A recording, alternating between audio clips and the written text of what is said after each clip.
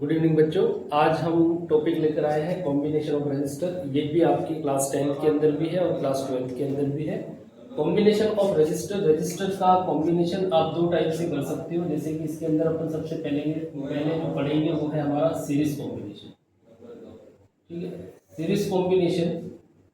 इस कॉम्बिनेशन के अंदर आपको एक बात याद रखनी है कि हमारा जो इलेक्ट्रिक करंट है, इलेक्ट्रिक करंट जो है वो इस कॉम्बिनेशन के अंदर आपका कांस्टेंट रहता है। ठीक है, आई की वैल्यू जो है वो हो जाएगी यहाँ पर कांस्टेंट, और आपके इस कॉम्बिनेशन के अंदर पोटेंशियल डिफरेंस जो है वो करता है वेरिएबल, मतलब ये वेरी होता है। आपके पोटेंशियल डिफरेंस ये क्या करता रहता है, वेरी होता रहता है, मतलब ये चेंज होता रहता है between the terminals of a conductor या रेजिस्टर्स। ये हमारा वेरिएबल है। ठीक है, ये आपका चेंज हो सकता है। इलेक्ट्रिक करंट जो है वो कांस्टेंट रहता है।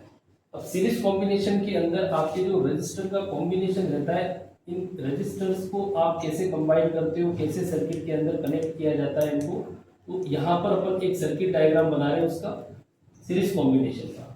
जैसे मैंने यहाँ पर तीन रजिस्टर्स को शो कर रखा है। जैसे पहला रजिस्टर जिसका रेजिस्टेंस हमने ले लिया R1 है, दूसरा रेजिस्टेंस R2 ले लिया, और तीसरा हमने ले लिया R3। ठीक है, अब यहाँ पर तीनों रजिस्टर्स के दो अलग अलग टर्मिनल्स हैं, दो अलग अलग एंड्स हैं। जैसे R1 की बात करें तो उसका पहला टर्मिनल ये होगा और दूसरा ये हो जाएगा। ठीक है, R2 की बात करें तो पहला ये हो जाएगा, दूसरा टर्मिनल ये, और R3 के लिए भी आपके दो टर्मिनल इस प्रकार से होंगे। अब इस कॉम्बिनेशन को आप एक एक्सटर्नल बैटरी के साथ में ऐड कर रहे हो। तो यहाँ पर हमने एक बैटरी लगा दी। ठीक है, की आपकी जरूरत है, बना दो आपकी। ठीक है, ये हमने एक की बना, की के अंदर डॉट है, हमने पहले ही कहा है डॉट है तो करंट आपका फ्लो कर रहा है, मतलब स्विच जो है वो ऑन है।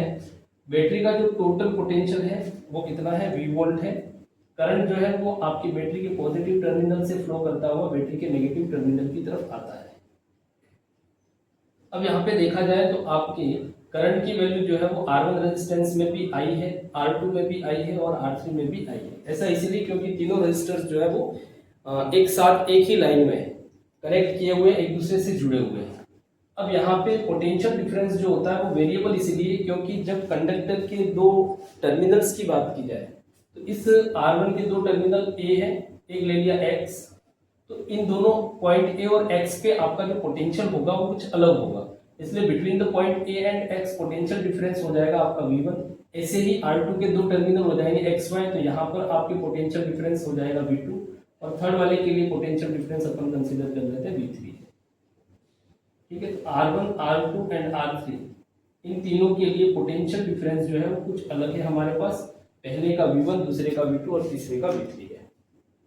अब कॉम्बिनेशन के अंदर आपको एक चीज याद रखनी है, जो चीज वेरी करती है, जो वेरिएबल होता है, जो डिफरेंट है, उसी की वैल्यू सबसे पहले फाइंड की जाती है।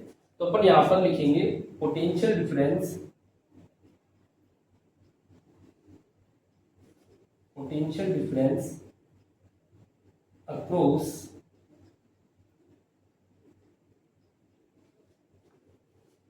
the terminals of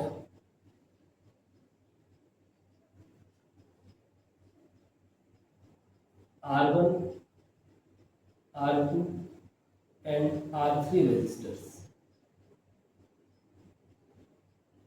क्या हो जाएगा, पहले का हमने लिया V1, दूसरे का लिया हमने V2, और तीसरे का ले रखा है V3। अब यहाँ पर सिंपल आपको ओम्स लॉ लगाना है। ओम्स लॉ हमने पहले भी पढ़ा है। ठीक है, ओम्स लॉ की जो स्टेटमेंट थी उस स्टेटमेंट के अकॉर्डिंग हमारे पास उसका जो फॉर्मूला बना था वो V = R थी। अगर यहाँ से अपन V1 की वैल्यू लिख रहे हैं तो पहला V1 पोटेंशियल किसका है, R1 के लिए दे रखा है, तो यहाँ पर V1 की वैल्यू हो जाएगी R1I, क्योंकि यहाँ पर करंट कितना फ्लो कर रहा है, I करंट फ्लो कर रहा है, यहाँ पे भी करंट I और यहाँ पर भी करंट I, मतलब करंट जो है वो हमारे पूरे सर्किट में कांस्टेंट चल रहा है, एक जैसा चल रहा है। V2 की वैल्यू हो जाएगी R2I और V3 की वैल्यू हो जाएगी R3I। तो ये तो हो गई हमारी V1, V2 और V3, मतलब तीनों रेजिस्टर्स के लिए जो पोटेंशियल डिफरेंस था उस पोटेंशियल डिफरेंस की वैल्यू हमारे पास आ गई R1I, R2I, R3 है। लेकिन अगर हमको इस पूरे सर्किट का रिजल्टेंट, ठीक है, रिजल्टेंट अगर या नेट पोटेंशियल डिफरेंस निकालना है, therefore net potential difference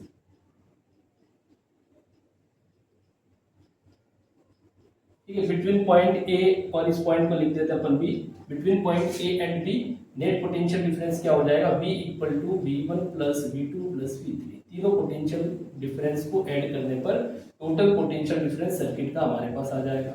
V equal to V1 की वैल्यू कितनी है R1I, V2 है R2I और V3 है हमारे पास R3I। कॉमन निकलेगा हमारे यहाँ से I बचेगा R1 plus R2 plus R3, ये हमारे पास बचेगा। ठीक है, अब इस I को हम क्रॉस मल्टीप्लाई में ले लें तो ये V से डिवाइड हो जाएगा, तो V upon I is equal to R1 plus R2 plus R3। ठीक है, अब ओम्स लॉ, ठीक है, since Ohm's law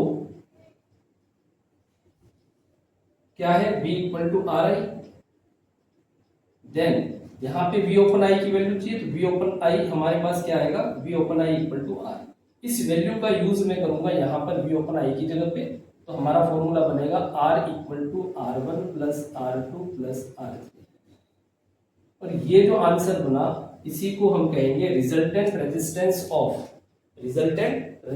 of series combination. ठीक है, जब आपके रजिस्टर सीरीज कॉम्बिनेशन के अंदर होते हैं तो उसका जो रिजल्टेंट बनता है, उस रिजल्टेंट रेजिस्टेंस की जो वैल्यू है वो हमारे पास कितनी आएगी, R equal to R1 plus R2 plus R3। इसी R को आप यहाँ पे बहुत सारी बुक्स के अंदर आपको अलग अलग इसके जैसे RS लिखा हुआ मिल सकता है, ठीक है, आपको RE लिखा हुआ मिल सकता है। RE का मतलब होता है R इक्विवेलेंट और RS का मतलब होता है R सीरीज। ठीक है, तो ये R जो है वही हमारा रिजल्टेंट रेजिस्टेंस होगा सीरीज कॉम्बिनेशन के अंदर।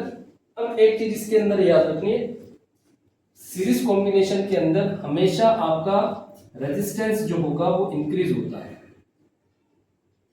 रेजिस्टेंस हमेशा क्या होगा, इंक्रीज होगा। ठीक है, कुछ भी वैल्यू देती जाए, R1 R2 R3 की वैल्यू कुछ भी आ जाए, हमेशा रिजल्टेंट आपका इंक्रीज होता जाएगा, डिक्रीज कभी होगा नहीं। तो ये आपके सीरीज कॉम्बिनेशन के लिए रिजल्टेंट रेजिस्टेंस की वैल्यू रहेगी। अगर मैं यहां पर ये कह दूं, एक केस है इसके अंदर आपको याद रखनी है, स्पेशल केस इसके अंदर ये याद रखना है, if R1 equal to R2 equal to R3 equal to R। ठीक है, ऐसे मतलब अपन ये सोच ले यहां तक ये आपके चलता है Rn तक या NR तक। ठीक है, Rn लिख देते हैं अपन, इसको Rn कर देते हैं।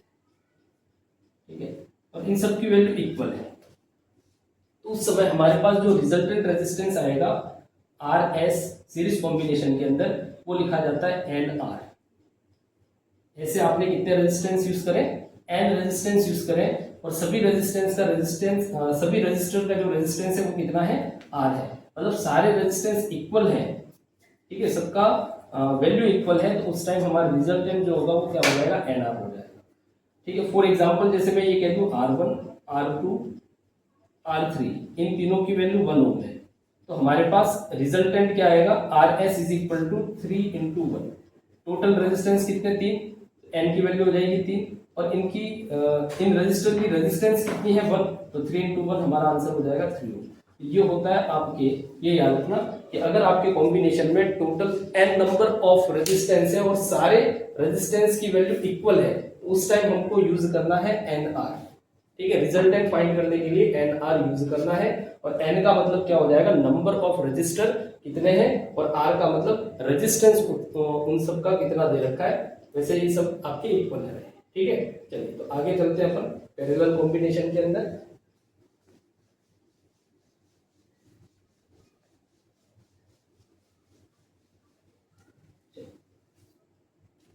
सेकंड है आपका सीरीज कॉम्बिनेशन के बाद में आएगा आपके पैरेलल कॉम्बिनेशन। पैरेलल कॉम्बिनेशन के अंदर आपको बिल्कुल जस्ट अपोजिट या उल्टा अपन कह सकते हैं, उल्टा याद रखना है। यहाँ पर इलेक्ट्रिक करंट जो है, करंट की जो वैल्यू है या करंट जो रहेगा वो क्या हो जाएगा, वेरिएबल हो जाएगा। करंट क्या हो जाएगा, वेरिएबल, और पोटेंशियल डिफरेंस जो है वो कांस्टेंट हो जाएगा। पोटेंशियल डिफरेंस यहाँ पर हमारा क्या रहेगा, कांस्टेंट रहेगा, सेम रहेगा।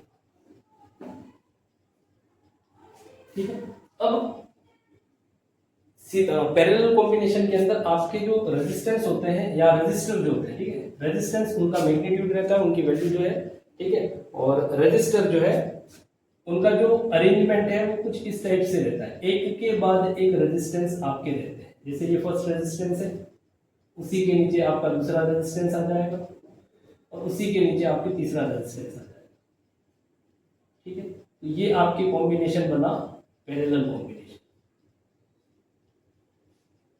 ठीक है। पैरेलल कॉम्बिनेशन के अंदर यहाँ पे भी हम एक एक्सटर्नल सेल या बैटरी का यूज करेंगे, की का यूज करेंगे, ठीक है। अब यहाँ पर टर्मिनल जो है वो आपके चेंज नहीं हो रहे, तीनों रजिस्टर का एक टर्मिनल ए है और दूसरा टर्मिनल आपका बी है।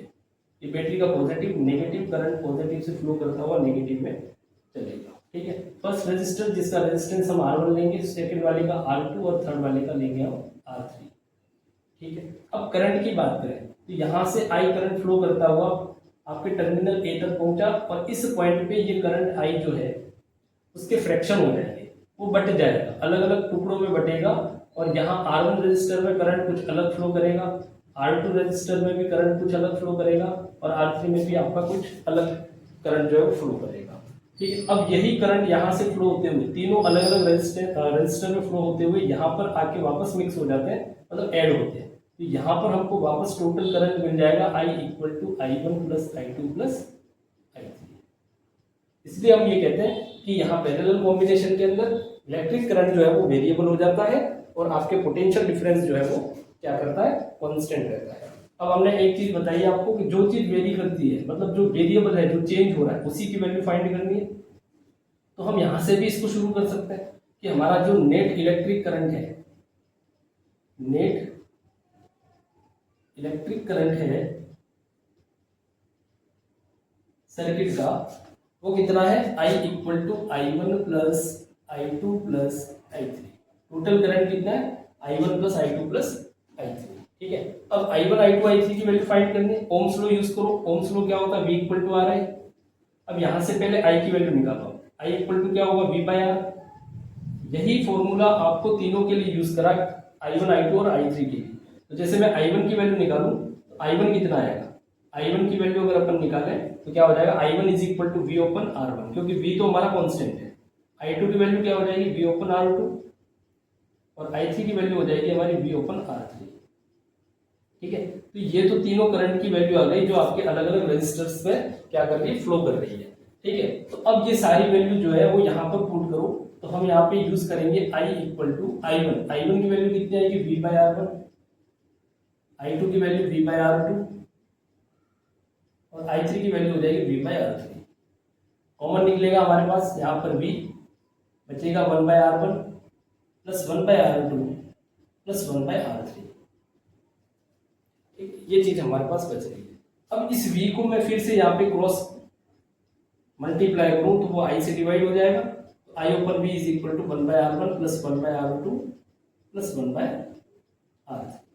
अब वही चीज सिंस ओम्स लॉ क्या कहता है हमारा ओम्स लॉ, V जो है वो किसके इक्वल होता है, V जो है वो RI के इक्वल होता है। अब यहां से हमको I बाई V की वैल्यू चाहिए, V को अगर अपन यहां ले आए, ठीक है, V को अपन यहां ले आए, ये हो जाएगा I ओपन V और R को यहां लाए तो ये हो जाएगा 1 बाय R, ठीक है। या फिर आप ऐसे समझ सकते हो, जैसे V इक्वल टू RI है तो यहां से अपन पहले किसकी वैल्यू निकाल दें, R की वैल्यू निकाल दें। R इक्वल टू क्या हो जाएगा, V ओपन I, हमको चाहिए I बाय V, तो दोनों तरफ इनवर्स करोगे तो R का इनवर्स 1 बाय R और इसका इनवर्स हो जाएगा I बाय V, ठीक है। तो ये I ओपन V जो है वो हमको यहाँ यूज करना है, तो हमारा फॉर्मूला बनेगा 1 by R equal to 1 by R1 plus 1 by R2 plus 1 by R3, ठीक है। और यही हमारा रिजल्टेंट रेजिस्टेंस होता है पैरेलल कॉम्बिनेशन के अंदर। रिजल्टेंट वैल्यू कितनी है, 1 by R equal to 1 by R1 plus 1 by R2 plus 1 by R3, और ये हमेशा डिक्रीज होती है।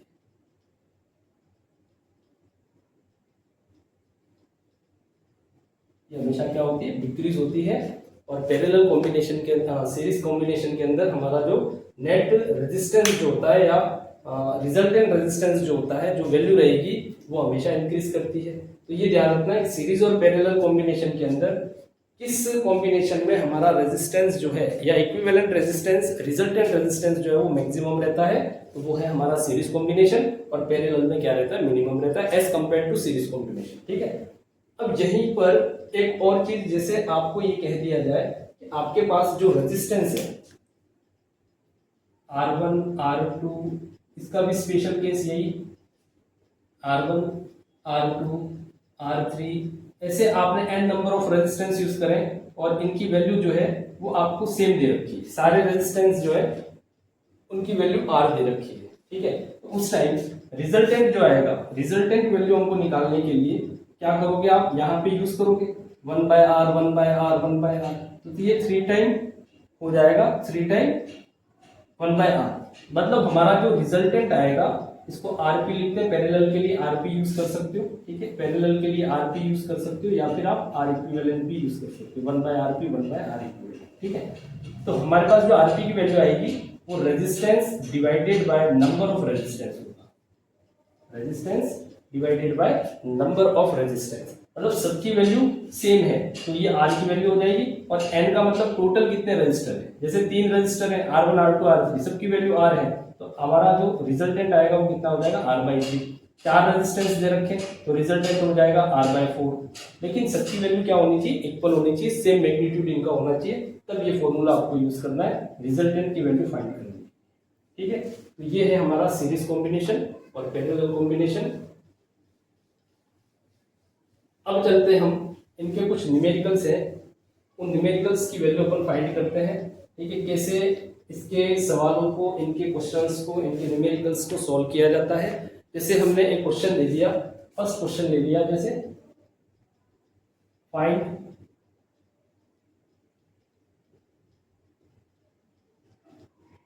Equivalent resistance between A and B. ठीक है, 2 टर्मिनल दे रखे हैं, फर्स्ट दिया आपको ए, दूसरा दिया आपको बी। ठीक है, इन दोनों के बीच आपको 3 रजिस्टर ऐसे कुछ दे रखे हैं, क्लियर है।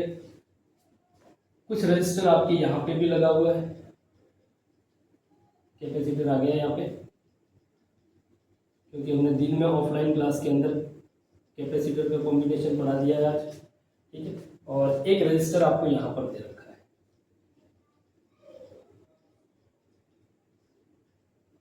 और सबकी वैल्यू आपके पास R है, सबकी वैल्यू आपके पास कितनी है, R है।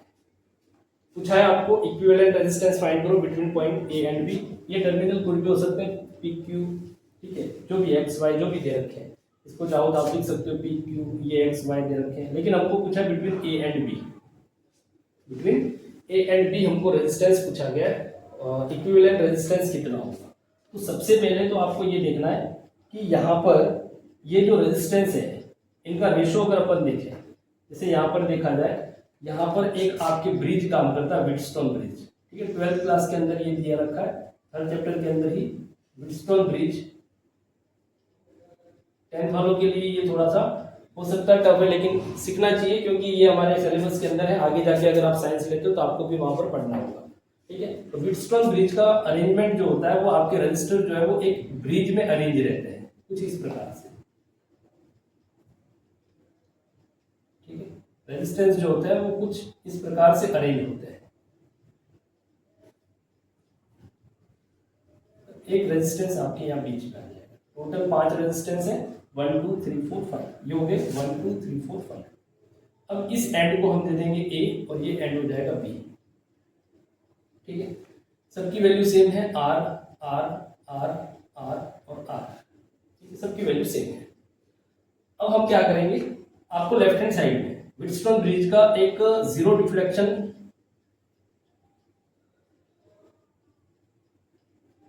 डिफ्लेक्शन कंडीशन होता है। कंडीशन याद रखिएगा, जीरो डिफ्लेक्शन कंडीशन क्या होता है, P/Q इक्वल टू R/S। ठीक है, P/Q का मतलब ये P, ये Q, ये R और ये S। P की वैल्यू कितनी है, R है, Q की वैल्यू कितनी है, R है, R की वैल्यू कितनी, R, और S की वैल्यू भी कितनी, R। मतलब यहाँ का रेशो जो आएगा वो कितना आएगा 1:1।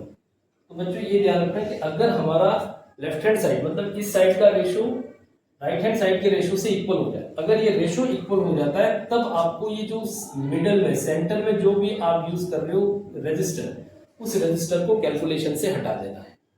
ठीक है, फिर से रिपीट कर रहा हूँ। व्हिटस्टोन ब्रिज का जो जीरो डिफ्लेक्शन कंडीशन है P/Q इक्वल टू R/S, इस कंडीशन में अगर P/Q का रेशो R/S के रेशो के इक्वल हो गया तो उस टाइम आपको जो मिडल में रेजिस्टेंस दे रखा है, मिडल में जो रजिस्टर दे रखा है उसको कैलकुलेशन से हटा देना है। ठीक है, अगर ये रेशो इक्वल नहीं होता है तो फिर आपको जैसा हमारा प्रोसेस है उसी प्रोसेस से चलना होगा। उस टाइम ये नहीं कह सकते अपन कि ये R है जो कैलकुलेशन से हटेगा। R कैलकुलेशन से तभी हटेगा जब रेशो इक्वल है। तो हमारा यहाँ पे रेशो इक्वल आ गया, तब हम क्या करेंगे, अब यहाँ पर अब बचे कितने 1 2 3 4 4 रजिस्टर बचे। अब 4 रजिस्टर बचे तो मैं इसको फिर से यहाँ पे ड्रॉ कर देता हूँ ताकि आपको समझने में आसानी हो जाएगी।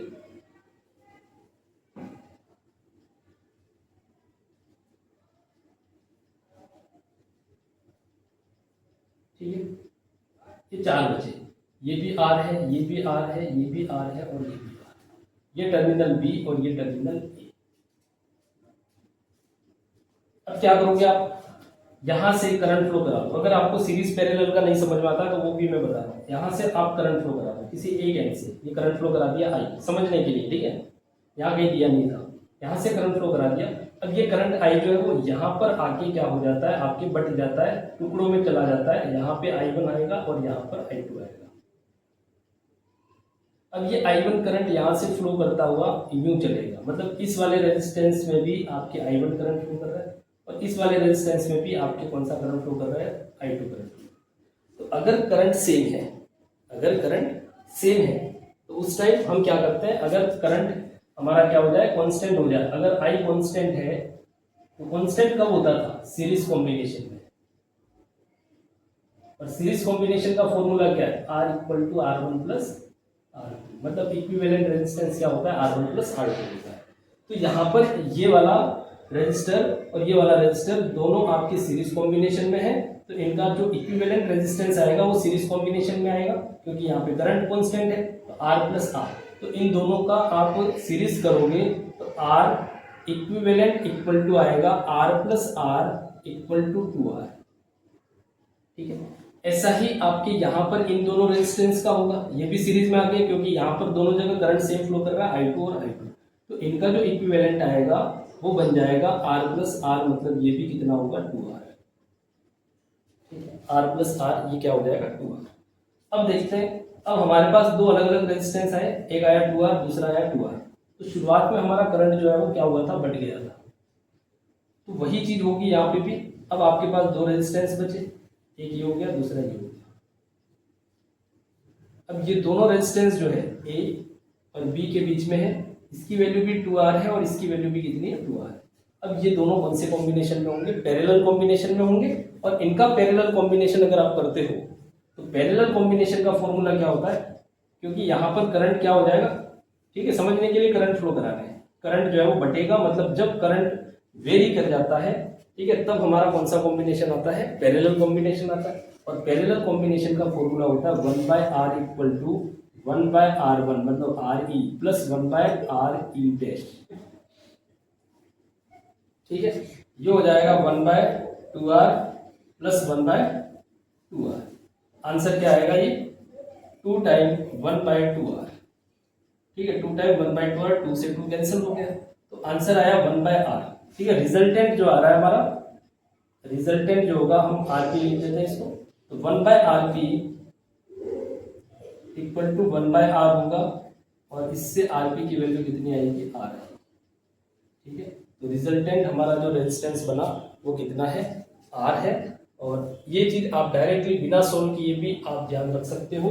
अगर आपको अरेंजमेंट कुछ इस टाइप का दे रखा है और R की वैल्यू कुछ भी आ जाए, जैसे मैं यहाँ पर 1 कर दूं, यहाँ पे 1 1 1 1 सब जगह 1 कर दूं, ठीक है, उस टाइम हमारा आंसर जो होगा वो वही रहेगा जो क्वेश्चन के अंदर दे रखा है। अरेंजमेंट ऐसा होना चाहिए, अगर ऐसे अरेंज कर रखे हैं सारे रजिस्टर कॉम्बिनेशन के अंदर, और 5 रेजिस्टेंस अगर आपके यूज किए हुए, 5 रजिस्टर अगर यूज किए कर रखे तो आंसर भी वही आएगा जो क्वेश्चन के अंदर गिवन है, लेकिन शर्त ये है कि सबकी वैल्यू इक्वल होनी चाहिए, तब आंसर वही आएगा। ठीक है, और अगर इसकी जगह पर एक और रेजिस्टेंस अपन यूज कर लें तो वो वाला क्वेश्चन भी अपन कर लेते हैं, इसको हटा देते हैं।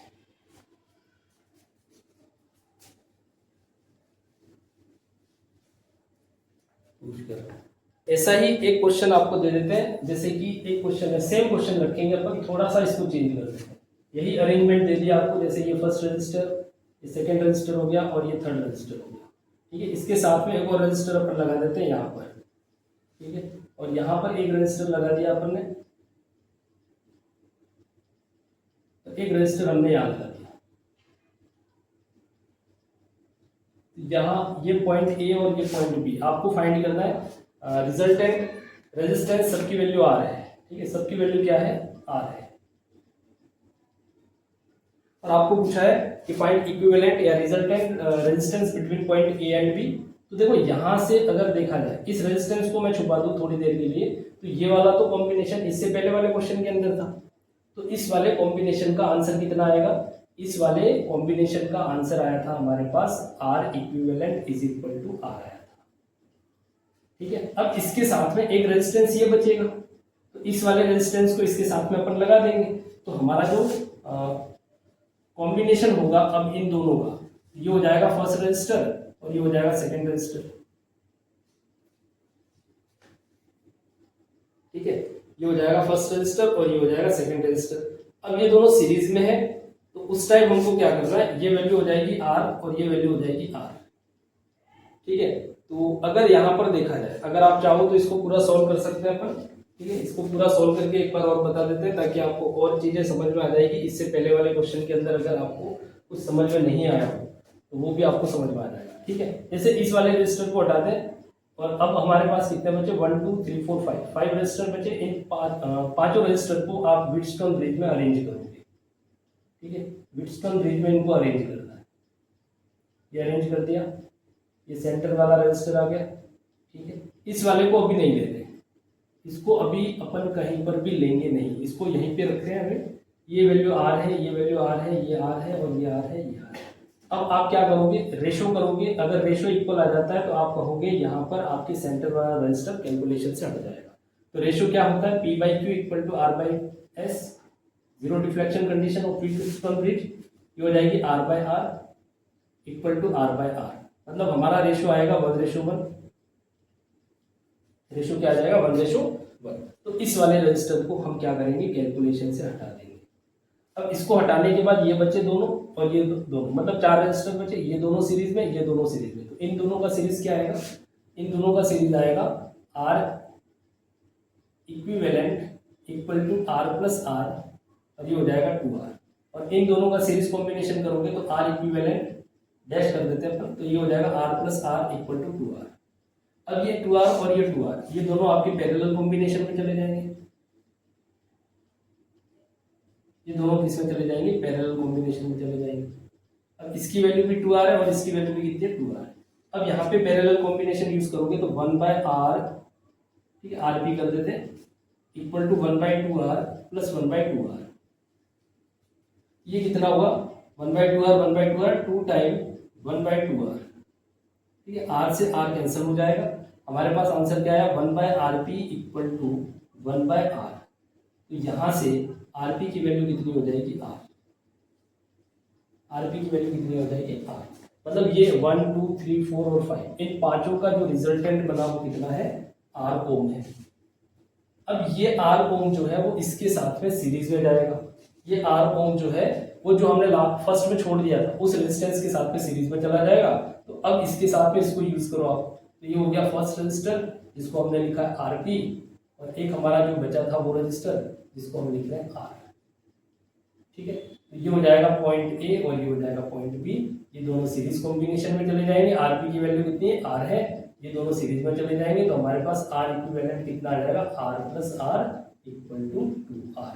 तो अगर 6 रजिस्टर है, ठीक है, इस क्वेश्चन को कराने का एक ही मकसद है कि अगर आपके पास इस टाइप का अरेंजमेंट या इस टाइप का कॉम्बिनेशन दे रखा है और उस कॉम्बिनेशन में टोटल 5 रजिस्टर है, टोटल 5 रजिस्टर और सभी रजिस्टर का जो रेजिस्टेंस है वो इक्वल है, तो आंसर वही रहेगा जो आपको क्वेश्चन के अंदर गिवन है, रेजिस्टेंस की वैल्यू सबकी। ठीक है, और अगर आपके पास 6 रजिस्टर आ जाते हैं और इस टाइप से अरेंज कर रखे हैं तो आपका रेजिस्टेंस जो भी दे रखा है उसका डबल कर देना, लेकिन शर्त ये रहेगी कि हमारे सारे रजिस्टर जो है उनकी रेजिस्टेंस वैल्यू इक्वल होनी चाहिए। ठीक है, तो उस टाइम हमारा टोटल जो होगा वो डबल हो जाएगा। तो 6 रजिस्टर के लिए डबल करना है और 5 रजिस्टर के लिए जो दे रखा वही आंसर हमको लिखना है। ठीक है, तो अब चलते हैं अपन नेक्स्ट क्वेश्चन के अंदर।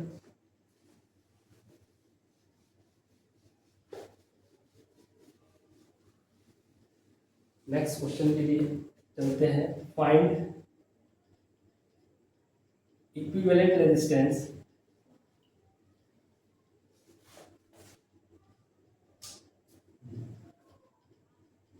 Between A and B. ठीक है, पॉइंट ए और पॉइंट बी के बिटवीन आपको रिजल्टेंट फाइंड करना है और आपको अरेंजमेंट कुछ इस प्रकार से दे रखा है।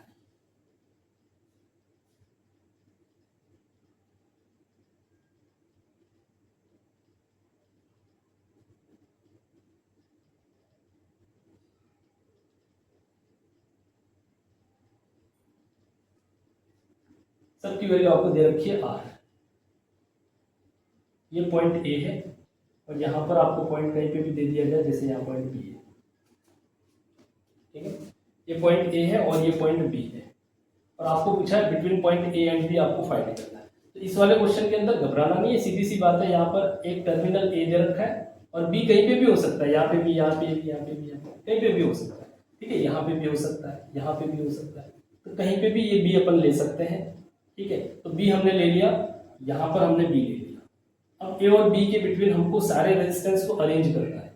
ठीक है, अगर हम रेजिस्टेंस को अरेंज करेंगे तो सब जगह करंट जो है वो अलग अलग फ्लो करेगा। आप ट्राई करो, कहीं से भी आप पॉइंट ए से करंट फ्लो करा दो, यहाँ से करंट फ्लो कराएंगे तो वो करंट 1 2 3 तीनों में अलग अलग बढ़ जाएगा। ठीक है, तो मतलब ये हुआ कि हमारे ये चारों रेजिस्टर जो है वो किस कॉम्बिनेशन में आ गए, पैरेलल कॉम्बिनेशन के अंदर आ जाते हैं।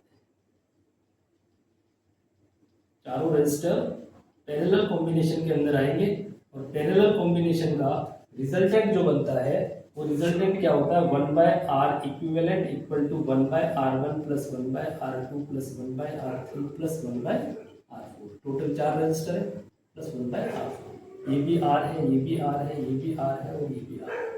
ठीक है, तो रिजल्टेंट क्या आएगा, 1/R plus 1/R plus 1/R plus 1/R। ठीक है, ये हो जाएगा 4 टाइम 1/R, मतलब इसको क्या लिखेंगे अपन, 4/R। तो ये तो वैल्यू किसकी हुई, 1/RE की हुई, इक्विवेलेंट 1/RE की आ रही है। हमको सिर्फ इक्विवेलेंट पूछा है, तो RE का वैल्यू कितना होगा, दोनों तरफ इन्वर्स करो, इसको इन्वर्स किया RE हो गया, इसको इन्वर्स करोगे R/4 हो जाएगा। ठीक है, यूनिट इसकी हो जाएगी 4।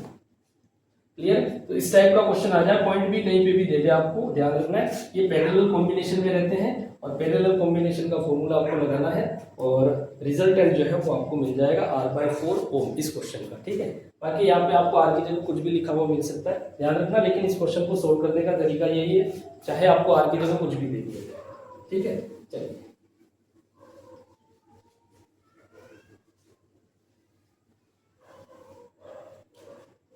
नेक्स्ट अपन ले लेते हैं, एक अंतिम क्वेश्चन ले लेते हैं। जैसे कि आपको क्वेश्चन दे दिए,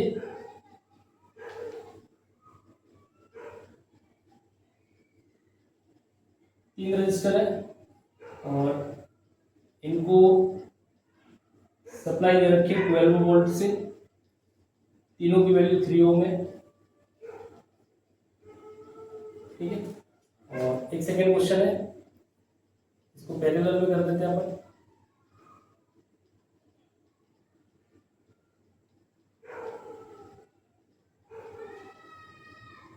ठीक है, यहाँ पे भी 3 ओम 3 ओम और ये भी 3 ओम और यहाँ पे भी एक्सटर्नल दे रखा है 12 वोल्ट सोर्स जो दे रखा है, उसका वोल्टेज जो है, बैटरी का जो वोल्टेज है वो कितना है, 12 वोल्ट का है।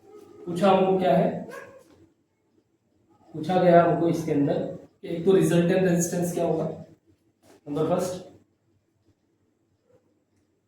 Equivalent resistance. ठीक है, कॉम्बिनेशन का इक्विवेलेंट रेजिस्टेंस क्या है। तो आर की वैल्यू फाइंड करने के लिए पहले तो ये तीनों सीरीज में, तो सीरीज का फॉर्मूला लगा लो, R S is equal to R1 plus R2 plus R3। कितना हो जाएगा, 3 + 3 + 3 9। तो हमारा इक्विवेलेंट रेजिस्टेंस का आ गया 9 वोल्ट। अब इसके अंदर आपको और ज्यादा से ज्यादा क्या पूछ सकता है, तो सीरीज कॉम्बिनेशन के अंदर एक चीज याद रखनी कि करंट जो था, करंट जो है वो हमारा क्या था, कांस्टेंट था। ठीक है, और पोटेंशियल डिफरेंस जो है वो वेरी करता है।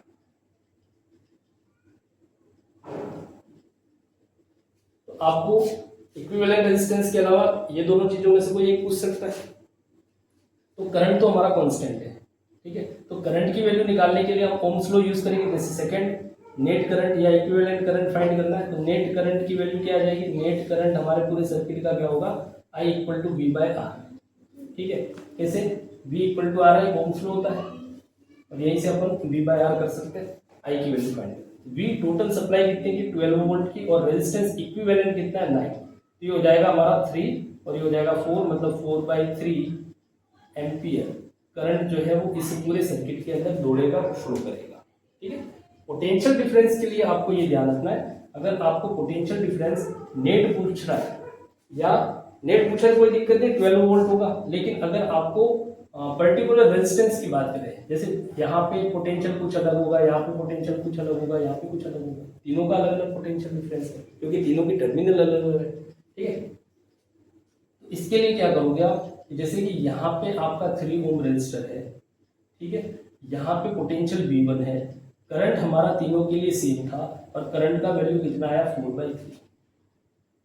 ठीक है, तो इस वाले रेजिस्टर के लिए अगर आपको पूछा जाए कि इसके दोनों टर्मिनल्स के बिटवीन पोटेंशियल डिफरेंस कितना होगा, तो V1 = क्या हो जाएगा, V1 = R1I। R1 कितना है, 3 ओम, और करंट कितना है, 4/3।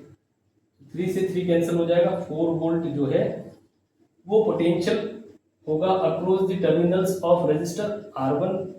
ठीक है, रेजिस्टेंस R1 के दोनों टर्मिनल्स के बिटवीन कितना पोटेंशियल डिफरेंस होगा, 4 वोल्ट। ऐसे ही सेकंड वाले का फाइंड करना है तो V2 हो जाएगा, V2 = R2I। R2 की वैल्यू कितनी है, यहाँ पे भी 3, I की वैल्यू सेम रहेगी क्योंकि सीरीज कॉम्बिनेशन है, 3 से 3 कैंसिल हो जाएगा, यहाँ पे भी कितना आएगा, 4। थर्ड वाले का भी 3 ओम है, मतलब यहाँ का भी पोटेंशियल कितना आएगा, 4 वोल्ट। तो तीनों का पोटेंशियल कितना होगा, 4 वोल्ट होगा। यहाँ पे रेजिस्टर सबके रेजिस्टेंस जो है वो सबके इक्वल दे रखे हैं, इसलिए आपका आंसर 4 वोल्ट 4 वोल्ट 4 वोल्ट आ रहा है। लेकिन अगर हम यहाँ पर रेजिस्टेंस जो है उनको चेंज करेंगे तो ये आंसर भी चेंज हो जाएगा, तो ये ध्यान रखना। ठीक है, तो ऐसा ही क्वेश्चन आपके पैरेलल कॉम्बिनेशन के अंदर है, और इस क्वेश्चन को आप खुद से ट्राई करोगे। ध्यान रखना, इस कॉम्बिनेशन के अंदर क्या होता है, करंट वेरी कर जाता है और पोटेंशियल डिफरेंस कांस्टेंट हो जाता है। तो मैंने आपको बता दिया सीरीज कॉम्बिनेशन के अंदर कि इस टाइप के क्वेश्चन को कैसे सोल्व करना है। ठीक है, आई होप आपको ये सारी चीजें समझ में आई होगी। नेक्स्ट अपन अगले टॉपिक के लिए मिलेंगे, तब तक के लिए टाटा, गुड बाय, शुभ रात्रि।